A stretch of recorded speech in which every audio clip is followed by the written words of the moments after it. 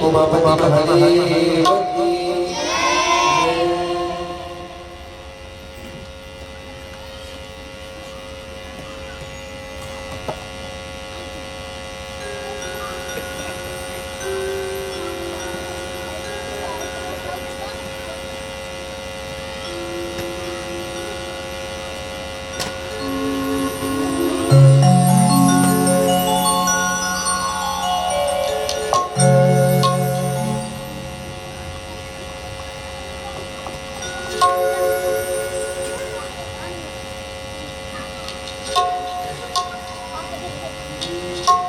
उमापती महादेव की या ठिकाणी कलियुगातले लोक हे भगवंताच्या नामाने करतील हा भाग या ठिकाणी त्यानंतर पुन्हा भगवान शंकराच्या पूजेचे विधान सांगितलं की भगवान शंकराच्या पूजेनं सर्व जीव या कळी काळाच्या प्रभावापासून वाचतील म्हणून भगवान शंकराचं पूजन कसं केलं पाहिजे तर त्या पूजनाचा विधी या ठिकाणी सांगितला तर कलियुगामध्ये महाराज पार्थिव शिवलिंगाला अत्यंत महत्व दिलेलं आहे की पार्थिव शिवलिंगाच्या पूजेनं जीवाला काय काय फलप्राप्ती होते तर ही या ठिकाणी सांगतात जे कोणी बेलाच्या झाडाला पाणी घालतात बेलाच्या झाडाला पाणी तर शिव महापुराण कथा असं सांगते की त्या जीवाला संपूर्ण तीर्थ केल्याचं पुण्य प्राप्त होत असतं फक्त बेलाच्या झाडाला पाणी घातल्यानं भगवान शंकराच्या पूजेचं विधान सांगितलं पार्थिव शिवलिंग तयार करायचं पार्थिव शिवलिंग म्हणजे मातीचं शिवलिंग कलियुगामध्ये मातीच्या शिवलिंगाच्या पूजेला फार महत्व दिलेलं आहे माती ही शुद्धच असते पवित्र असते माती म्हणून माती आणायची त्याच्यामध्ये पंचामृत टाकायचं आणि गंगा जलानं काय करायचा तो मातीचा संपूर्ण गोळ तयार करायचा त्याची शिवपिंड तयार करायची आणि मग यथाविधी त्याची काय करायची पूजा करायची भगवान शंकराच्या पूजेचं वेगळं विधान सांगितलेले पंचामृतानं जर स्नान घातलं तर काय फल प्राप्त होईल भगवान शंकराला कलियुगामध्ये सांगितलं की उसाच्या रसानं भगवान शंकराचा काय केला पाहिजे अभिषेक केला पाहिजे अभिषेक झाल्याच्या नंतर अशुद्ध जलाने परत स्नान घालायचे त्यानंतर भगवान शंकराला अक्षदा अर्पण करायच्या त्यानंतर त्रिपुंड अर्पण करायचा आहे मग तो भस्माचा असो किंवा चंदनाचा असो त्रिपुंड म्हणजे काय 3 रेषा आता या त्रिपुंडाचंही महत्व आहे मी सांगतो आज पुढे भगवान शंकराला भस्म प्रिय आहे म्हणून भगवान शंकराला भस्म अर्पण करायचे त्रिपुंड लावत असताना देखील त्याचा विधी सांगितला की ज्या वेळेला आपण भस्म लावत असताना कसं लावत असतो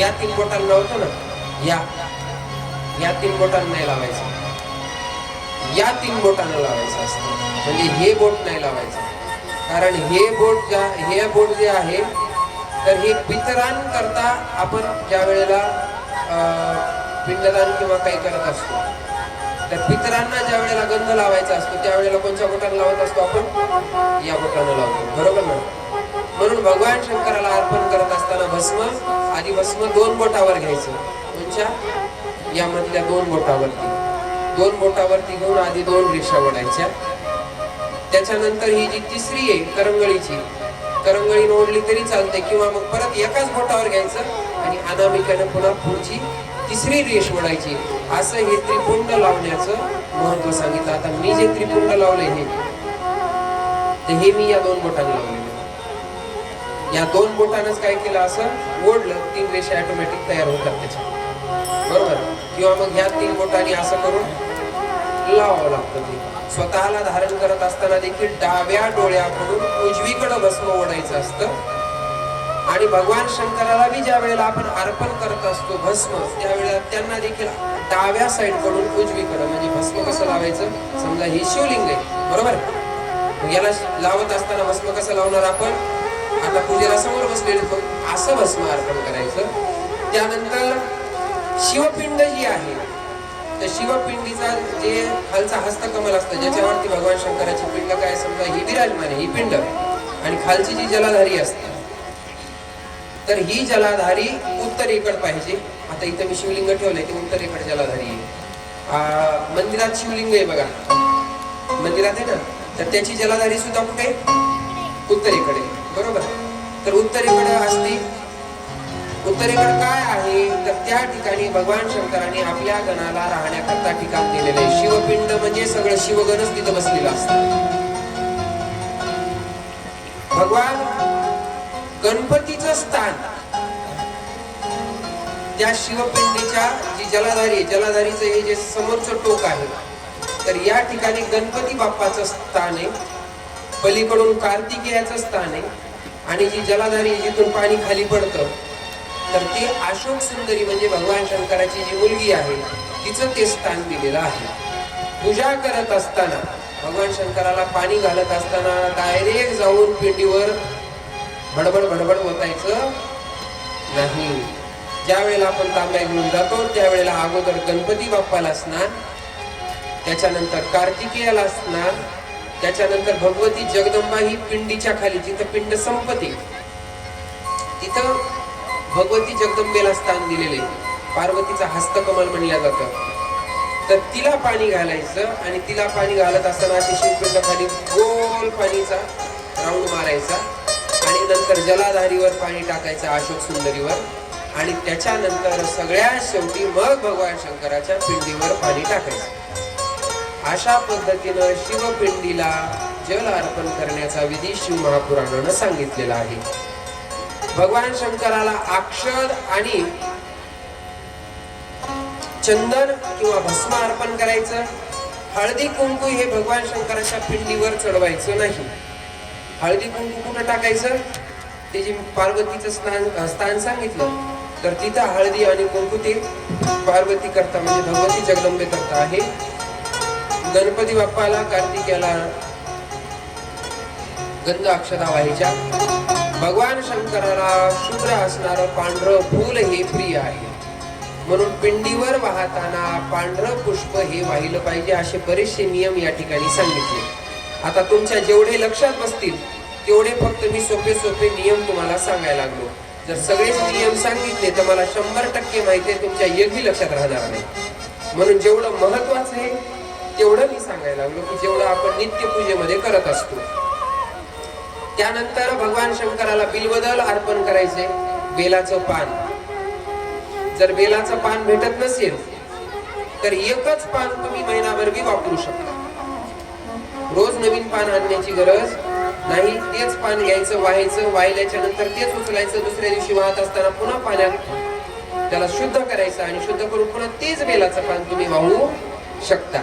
दररोज जर भेटत नसतील तर, भेटत असतील तर अतिउत्तम. भगवान शंकराच्या पूजेचं विधान या ठिकाणी सांगायले सूत महाराज. त्यानंतर बिल्वरहित जी शिवपिंड आहे, ज्या शिवपिंडीवर बेलाचं पान नाही, तर अशा शिवपिंडीचं दर्शन घेतल्यानं आपल्याला दोष लागतं. म्हणून ज्याच्या ज्याच्या घरात शिवपिंडी नेऊन विराजमान केलेल्या आहेत आपण, तर त्या शिवपिंडीवर बेलाचं पान पाहिजे अशी शिव महापुराणाचा नियम आहे. कारण बिल्वरहित पिंडीचं दर्शन घ्यायचं नाही. जर तुम्हाला बेल भेटत नसेल तर सोनाराचे दुकानं सगळ्याला माहिती आहेत का? हात वर करा बरं, किती जणाला माहिती आहेत सोनाराचं दुकान? बाकीच्याला माहित नाही. ऍड्रेस सांगतो मी. धारूरच्या मला ताई चित्रवार आल्या, त्यांचं सोन्याचं दुकान आहे. धारूरला आहे त्यांचं दुकान, रुपेश ज्वेलर्स, बरोबर ना?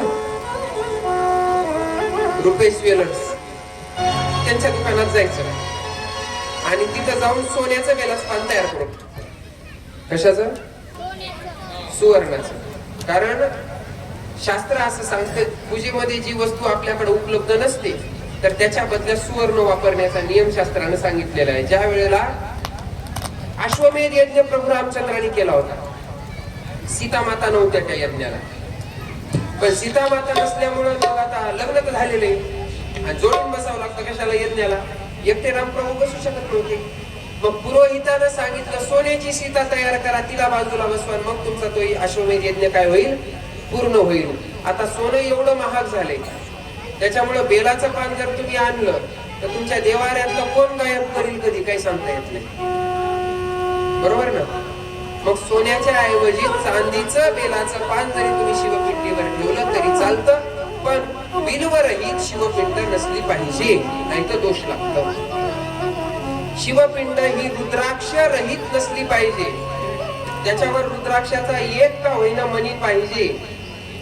माळ असली तर चांगलीच गोष्ट, पण माळ नसेल तर एक का होईना पण रुद्राक्ष त्या शिवपिंडीवर पाहिजे, अन्यथा शिवपूजन सफल होत नाही. आता हे सांगितले शिवपूजनाचे नियम. आता ज्याला शिवपूजन करायचे त्यानं काय नियम धारण करायचे ते नियम पुढे सांगतात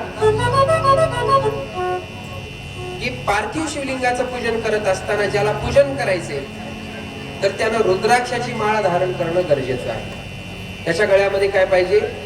रुद्राक्ष पाहिजे. म्हणून या ठिकाणी रुद्राक्षाचं महात्म्य सांगितलं. जो शिवभक्त आहे, शिवपूजन करण्याच्या अगोदर त्यानं भस्म धारण केलं पाहिजे. त्याच्या कपाळावरती त्रिपुंड पाहिजे, म्हणजे भस्म शिवभक्ताला लागतं. भस्म लावा किंवा ऊर्ध्व पुंड लावा. त्रिपुंड म्हणजे काय? आडव्या 3 रेषा. ऊर्ध्व पुंड म्हणजे काय? की आपण वारकरी लावत असतो उभा गंध. गंध कुठला का असेल पण लावला पाहिजे. त्या गंधाचं महात्म्य इथं शिव महापुराण सांगतं काय आहे. गळ्यामध्ये रुद्राक्षाची असो किंवा तुळशीची असो माळ पाहिजे. कारण माळ जर नसेल तर भगवंताची पूजा ही भगवंतापर्यंत समर्पित होत नाही. त्यानंतर इथं भस्म महात्म्य सांगत असताना सांगतात की जो कोणी भस्म धारण करेल तर त्या भस्मामध्ये अनेक प्रकारच्या देवता त्या ठिकाणी येऊन विराजमान होतात. भस्म म्हणजे काय? असं उगत 3 रेषा 3 पट्टी वडली म्हणजे झालं असं नसतं. भस्म लावत असताना सुद्धा या ठिकाणी नियम सांगितला. त्या नियमाचं पालन करून प्रत्येकाने भस्म लावलं पाहिजे. भस्म लावत असताना एक मंत्र सांगितला. त्या मंत्राचा या ठिकाणी सर्वांनी उपयोग केला पाहिजे. जे मंत्र आहे ते मंत्र मी पुढे म्हणतो, तुम्ही सर्वांनी मागं म्हणायचे. भस्म लावत असताना भगवान शंकराला अर्पण करा किंवा स्वतःला अर्पण करा. ते भस्म लावत असताना हे मंत्र म्हणलं पाहिजे. ओम त्रिलोकीनाथाय नमः.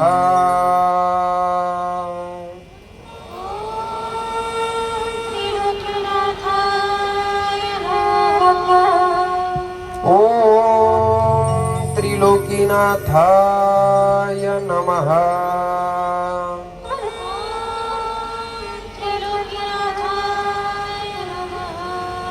झोपले का सगळे? मोठ्यानं म्हणा ना मग. कारण हे तुम्हाला शिवपूजन करायचे. मग शिवपूजन करत असताना तुम्हाला मंत्र बी आला पाहिजे ना.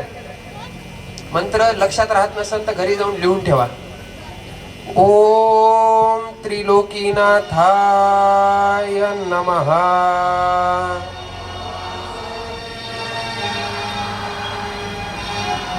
या मंत्राचं उच्चारण करून जर आपण भस्म कपाळावरती धारण केलं तर त्या भस्मामध्ये किती देवता येऊन विराजमान होत्या त्या देवतांची यादी मी तुम्हाला सांगतो. आता लक्ष देऊन इकडे ऐका. प्रेम से बोलो हर हर.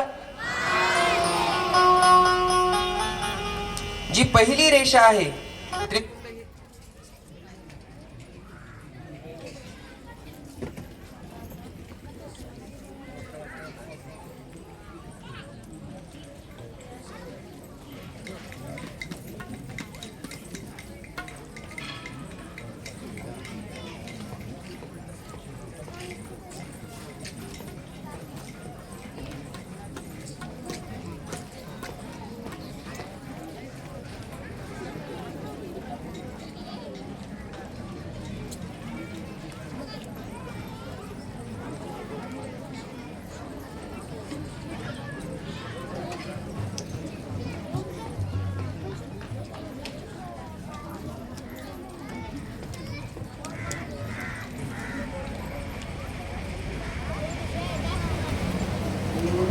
उमापती महादेव की जय.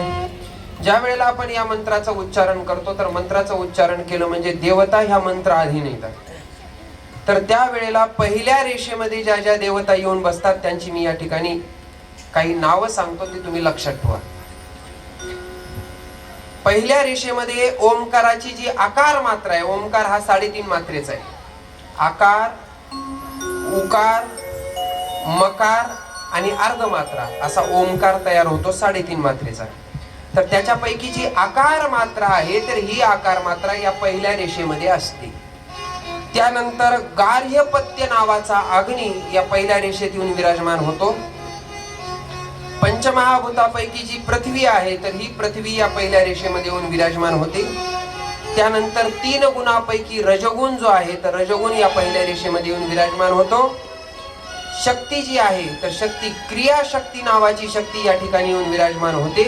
माणसामध्ये 3 शक्ती आहेत, क्रियाशक्ती, ज्ञानशक्ती आणि एक जी आहे ती म्हणजे चित्तशक्ती आपण ज्याला म्हणू. म्हणून पहिल्या रेषेमध्ये क्रियाशक्ती विराजमान होते. त्यानंतर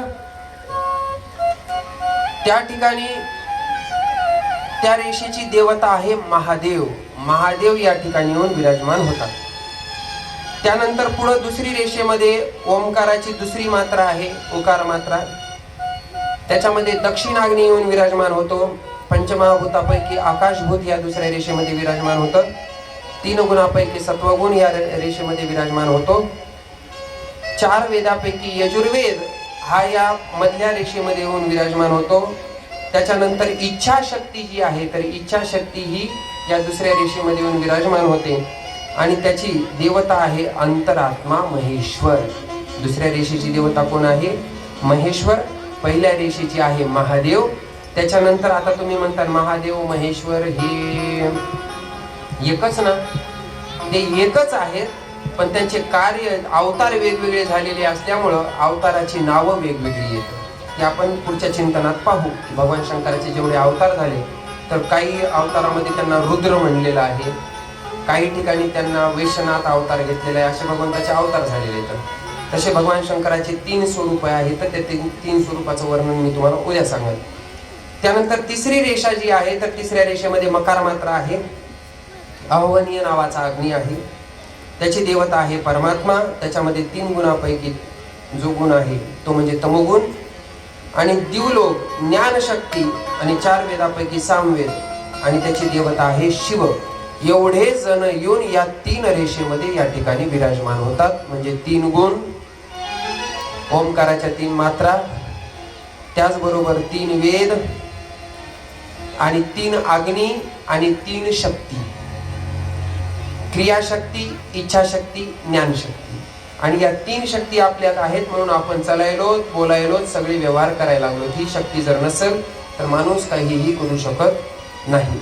भस्म लावण्याकरता 32 ठिकाणी शिवभक्ताने भस्म लावलं पाहिजे असा या ठिकाणी नियम सांगितला.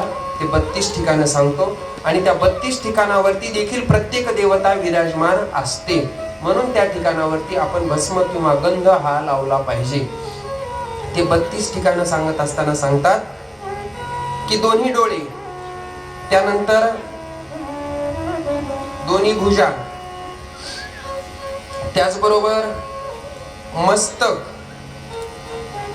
दोन्ही कोपर, दोन्ही कान, दोन्ही मनगट, हृदय, दोन्ही पार्श्वभाग, त्याच्यानंतर नाभी, दोन्ही गुडघे, दोन्ही पायाच्या पोटऱ्या आणि दोन्ही पायाच्या पिंढऱ्या, अशा पद्धतीने हे सगळे मिळून 32 अंग व्हायला लागले.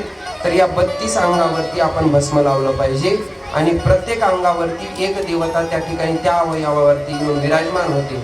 म्हणून शरीर हे भस्म लावण्यानं पवित्र होतं किंवा त्या देवांचं वास्तव्य त्या ठिकाणी येऊन ते देव विराजमान होत असतात. ते रक्षा कवच तयार होत असतं.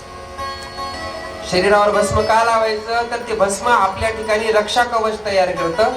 म्हणजे जीवाला नकारात्मकता ही सतवत नाही. ज्या नकारात्मक शक्ती आहेत तर या नकारात्मक शक्तीपासून हे भस्म आपली रक्षा करत असतं. म्हणून या ठिकाणी सांगतात की दोन्ही कानामध्ये रुद्र आणि ब्रह्मदेव यांचं या ठिकाणी वास्तव्य आहे. केसामध्ये चंद्रमा हे वास्तव्याला आहे. मस्तकामध्ये भगवान शिव वास्तव्य करतात. मुखामध्ये भगवान गणेश वास्तव्य करतात. दोन्ही भुजामध्ये विष्णू आणि लक्ष्मी या दोघांचं वास्तव्य आहे. त्याचबरोबर हृदयामध्ये शंभुनाथ यांचं वास्तव्य आहे. नाभीमध्ये प्रजापती नावाची जी देवता आहे तिचं वास्तव्य आहे. दोन्ही हातामध्ये नागकन्या ज्या आहेत तर त्या नागकन्यांचं वास्तव्य या दोन्ही भुजामध्ये आहे. दोन्ही गुडघ्यामध्ये ऋषी कन्या या दोन्ही गुडघ्यामध्ये आहे. दोन्ही पायामध्ये समुद्र आहे. त्याच्यानंतर विशाल असा जो पृष्ठभाग आहे तर त्या पृष्ठभागावरती सर्व तीर्थ येऊन वास्तव्य करतात.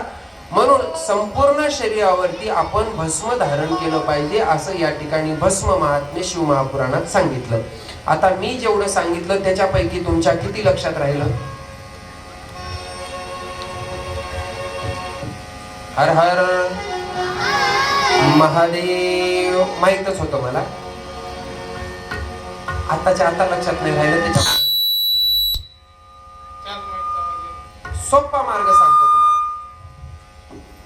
काय करतो? सोपा मार्ग सांगतो जेणेकरून सगळ्याच्या लक्षात राहील. भस्म धारण केलं पाहिजे. 32 अंगावरती जरी नाही झालं तर निदान ललाटावरती तरी भस्म आपण धारण केलं पाहिजे. भगवान शंकराची अधिक विधीनं पूजा जमत नसेल तर त्या ठिकाणी फक्त भगवान शंकराची भाव ठेवून जरी पूजा केली तरी देखील भगवान शंकराला ती पूजा प्रिय आहे.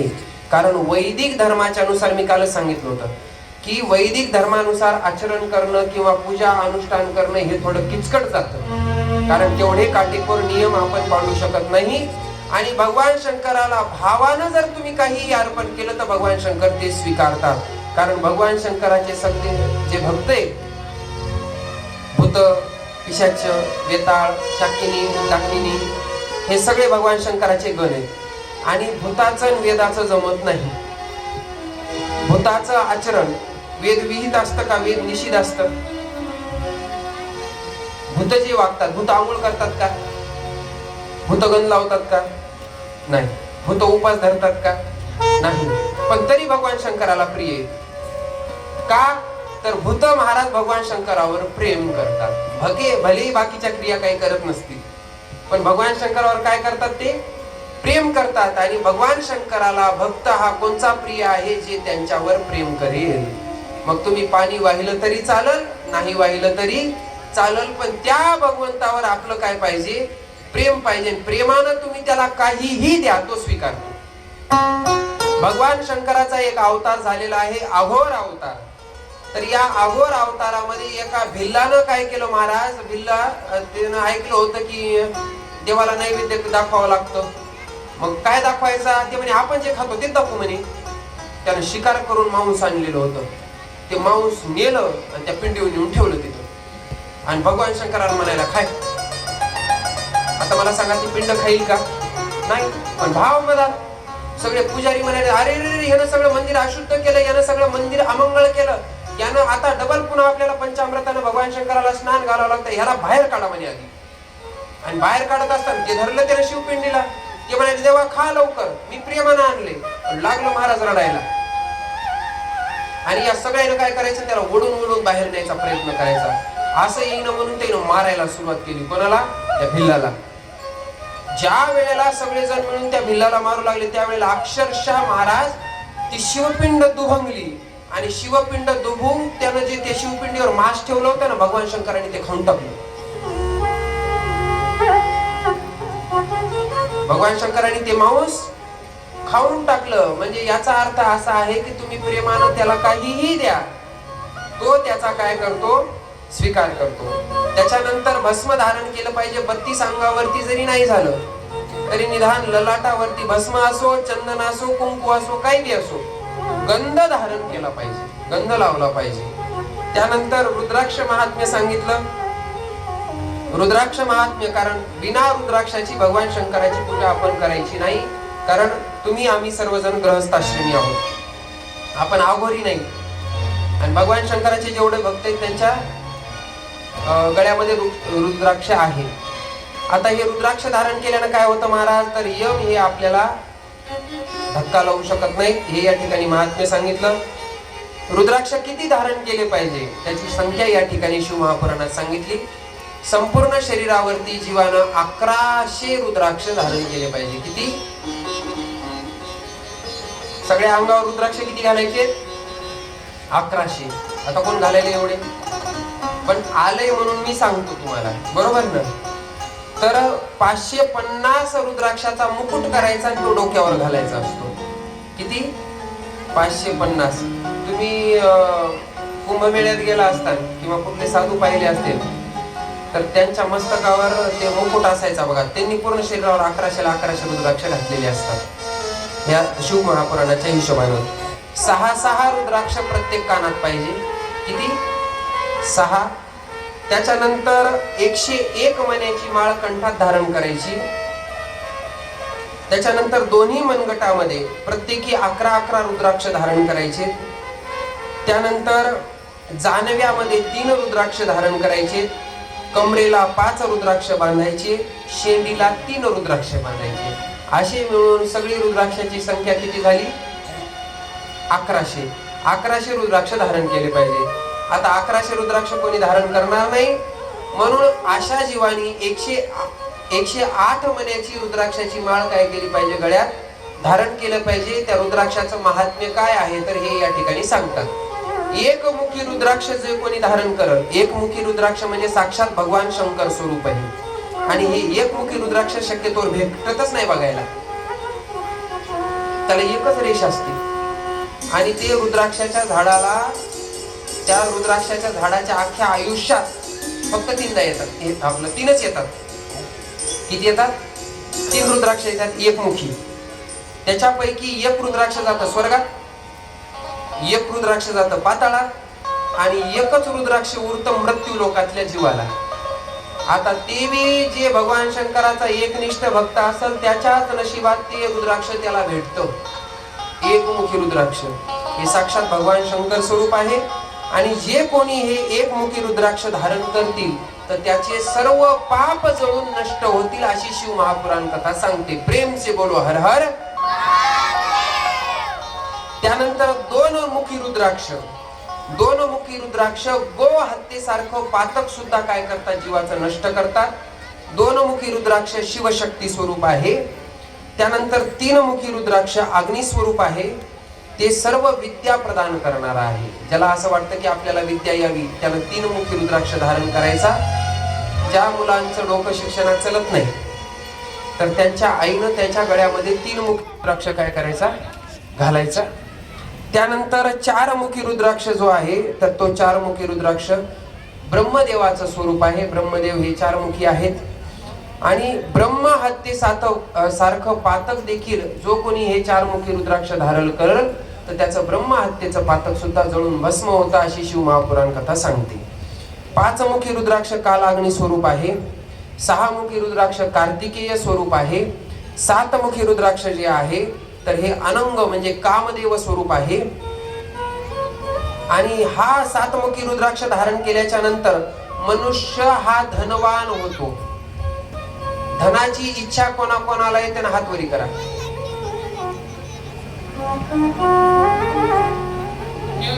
बाकीचे जाऊ द्या, मला आहे, मी केला हात.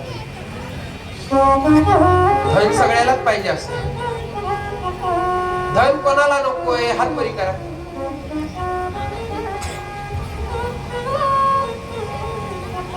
धन कळलं का? पैसा, पैसा कोणाला नकोय? कोणाकोणाला पैसा कमवायचा आहे त्याने हात वरी करा बरं.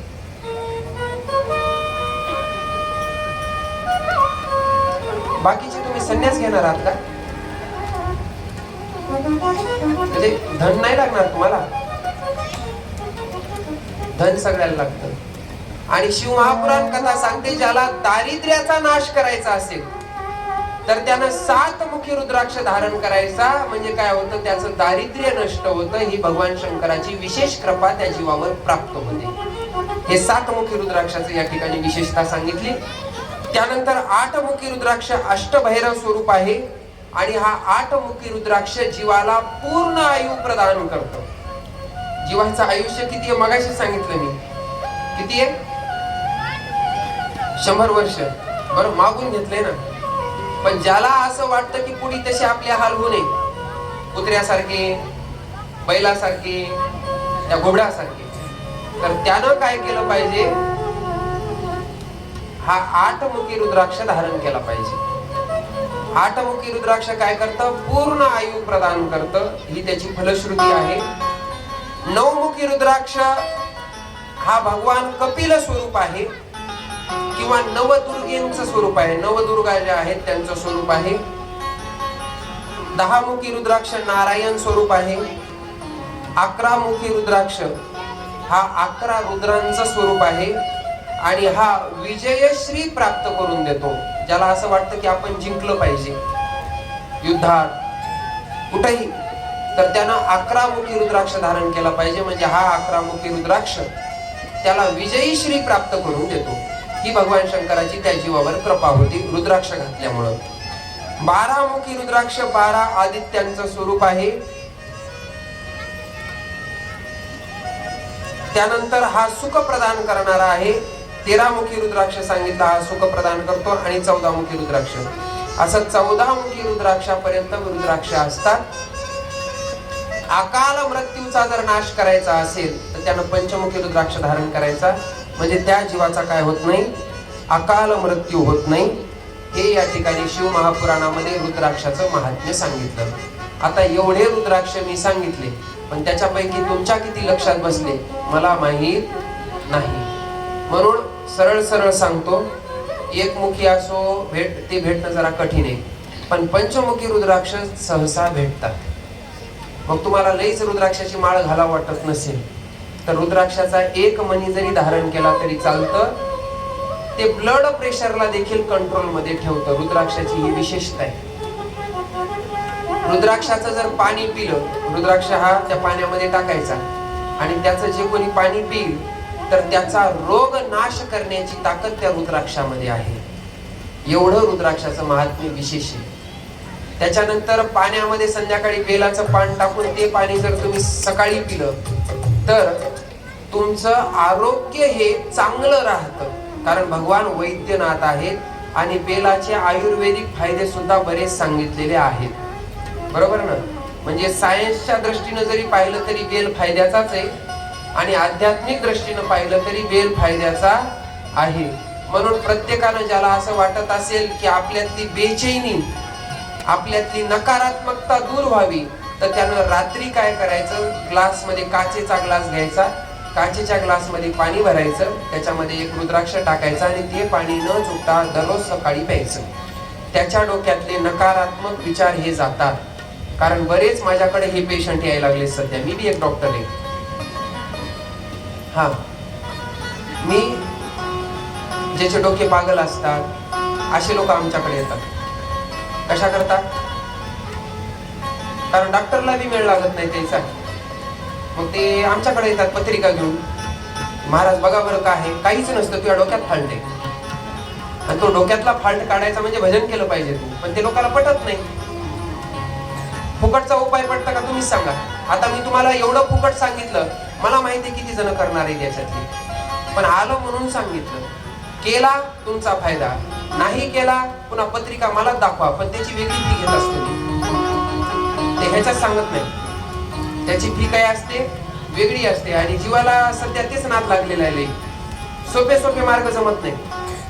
सोपं सरळ सांगितलं ना की बाबा तू भगवान शंकराचे नुसतं पाणी घाल जाऊन आणि भगवान शंकराला दुर्वा अर्पण कर. ज्याचं मन चंचल आहे ना, मन चंचल, मन स्थिर राहत नाही, त्याच्या मनामध्ये एकाग्रता यायला सुरुवात होते.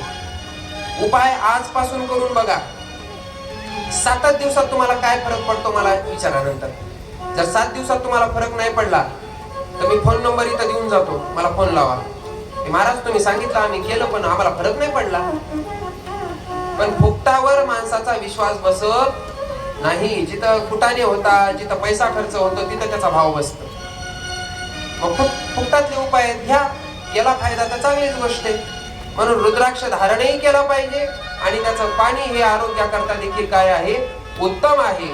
कारण त्याला अल्कलाइन वॉटर, अल्कलाइन वॉटर म्हणजे काय तुम्हाला सांगतो. आता ज्याला माहित असेल त्याला माहित असेल. संध्याकाळी काय करतात, मी म्हणलं ना मी 10वीला लई इंट्रोल मधून पळून गेलो. जर मी पळून नसतो गेलो मी 100% मी डॉक्टर झालो असतो.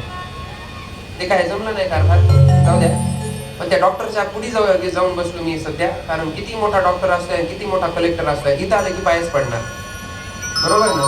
म्हणून मी डॉक्टर झालो नाही. बरेचसे उपाय मला सांगता येतात तर अल्कलाईन वॉटर हे शरीराकरता उत्तम असतं. ते तयार करण्याकरता काय करावं लागतं? रात्री काकडी माहिती आहे तुम्हाला? काकडी पाहिलेली का कवा? पाहिलेली ना? हो, मी म्हणीन चहा प्यायचा तुम्हाला? बोलत चला, काय नाही, मी 5 मिनिटं सांगणार आहे आणखी, फक्त बोलत चला. आता जरा फ्रेश राहा, झालं कथा संपायली आपली. त्याच्यामध्ये काकडी टाकायची, गाजराचे तुकडे टाकायचे, बीट असेल तर बीटाचे तुकडे टाकायचे, त्याच्यानंतर कोथिंबीर असेल तर कोथिंबीर देखील अशी कट करून त्याच्यात टाकायची. रात्रभर ते भिजत ठेवायचं आणि ते पाणी दिवसभर प्यायचं. त्याला म्हणायचं अल्कलाईन वॉटर. तसं त्या अल्कलाईन वॉटरचं काम हे रुद्राक्ष करतं. त्याच्यातले बॅक्टेरिया, जे बॅड बॅक्टेरिया म्हणजे जे नकारात्मक आहेत ते घालवतं आणि जे गुड बॅक्टेरिया ज्याला आपण म्हणू तर ते बॅक्टेरिया त्या ठिकाणी रुद्राक्ष त्या पाण्यात तयार करतं. म्हणून ते पाणी शरीरालाही काय चांगलं आहे, म्हणून डोकंही स्थिर ठेवतं आणि आरोग्यही चांगलं ठेवतं. म्हणून भगवान शंकराच्या कृपेनं मानसिकता आणि शारीरिक स्थिती या दोनही स्थिती चांगल्या राहतात. म्हणून सर्वांनी रुद्राक्ष धारण केला पाहिजे. प्रेम से बोलो हर हर. अशा पद्धतीने या ठिकाणी शिव महापुराणामध्ये भस्माचं महात्म्य सांगितलं, रुद्राक्षाचं महात्म्य सांगितलं, त्याच्यानंतर शिवनामाचं महात्म्य सांगितलं. शिवनामाचं महात्म्य मी कालपासून सांगायचं लागलेलो आहे की जो कोणी शिवनाम घेईल तो पापमुक्त होईल. जो कोणी भगवान शंकराचं नाम घेईल तर त्याचं मागच्या जन्मीचंही पाप नष्ट होईल आणि त्याला शिवस्वरूपता प्राप्त होईल. असं या ठिकाणी शिवनामाचं महात्म्य शिव महापुराण सांगतं.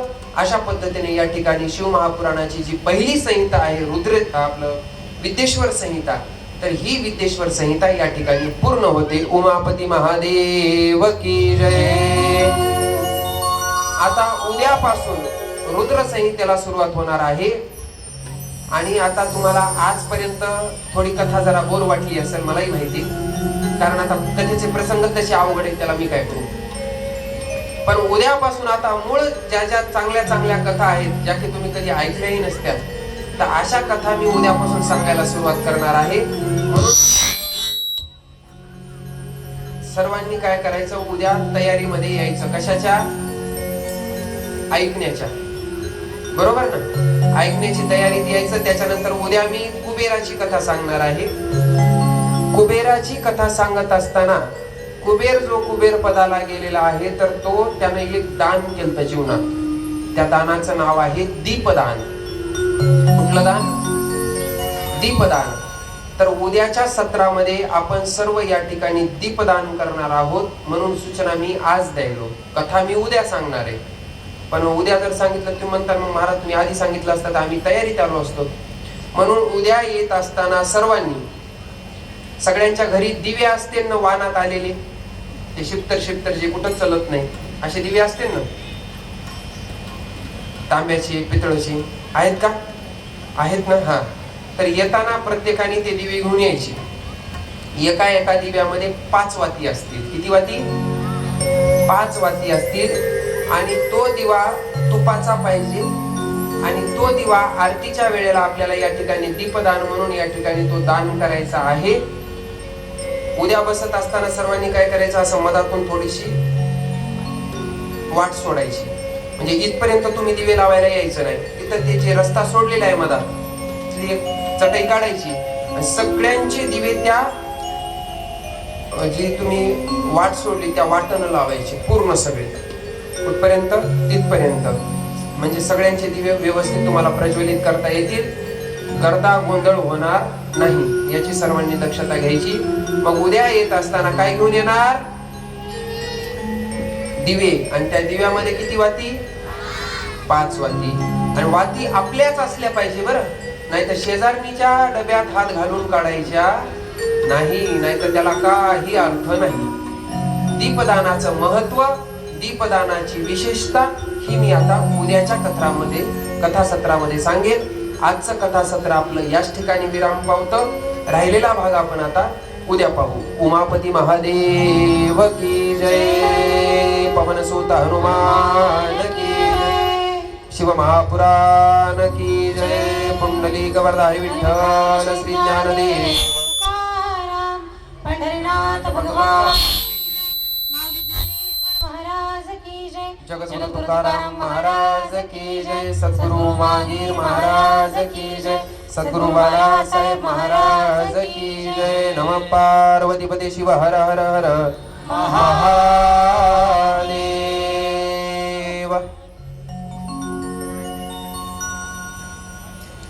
आरती करता आरतीचे जे यजमान आहेत त्यांनी पुढे यायचे. एक भजन होईल, तोपर्यंत आरती प्रज्वलित करा.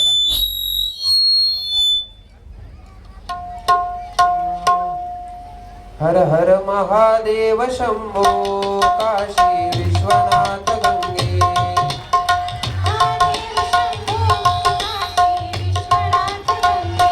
हर हर महादेव शंभो काशी विश्वनाथ गंगे.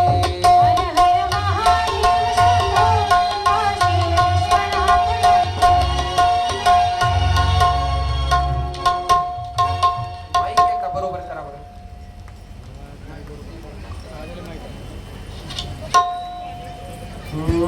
हॅलो रामकृष्ण हरी. हॅलो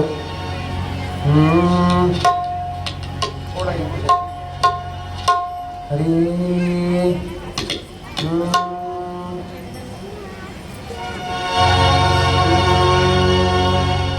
कर्पूर गौरम करुणावतारम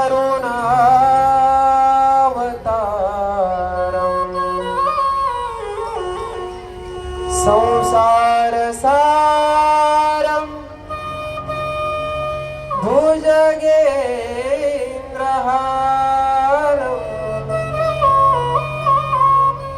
सदा वसन्तं हृदयारविन्दे.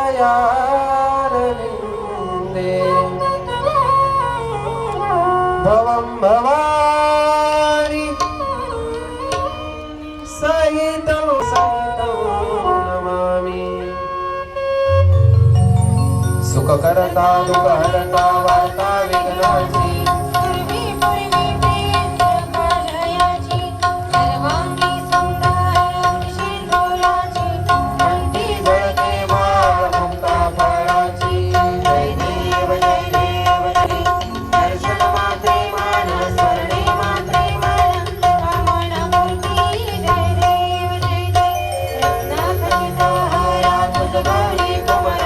चंदनाची